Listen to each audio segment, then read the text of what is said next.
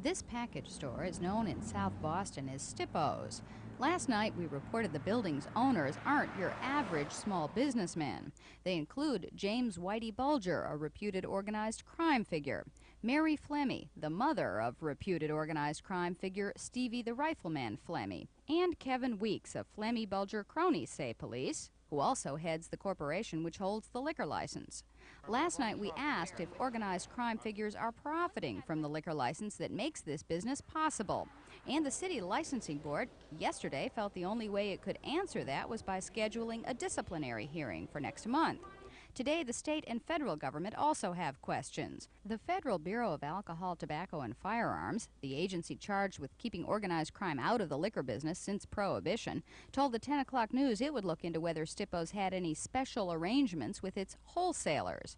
And the State Alcoholic Beverage Control Commission, which must soon rule on a transfer of the Stippo's liquor license to a new corporation, said the 10 o'clock news story would be a factor in that decision. Now, if someone was to come in and lie on an application, which is signed under the pains of perjury, we then would call for a public hearing and revoke that license, or at least suspend it until the matter was cleaned up.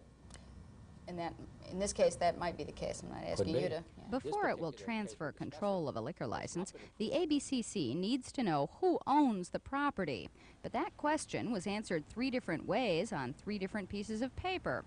Kevin P. O'Neill, one of the 2 principals in the company seeking the license, claims on the state financial disclosure form that he owns the building. But on a city form, O'Neill claimed the 295 Old Colony Avenue Trust did. As far as we can determine, there is no such trust. The true owners, Kevin Weeks, Whitey Bulger, and Mary Flemmy, are listed on a 3rd city form.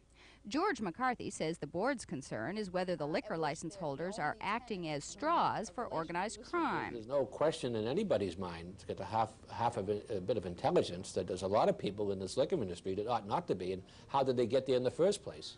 Okay? They used straws, or they lied, or whatever it may be. But getting it down to where you can prove it is another argument. The city licensing board says it may ask for a lease, tax forms, evidence of a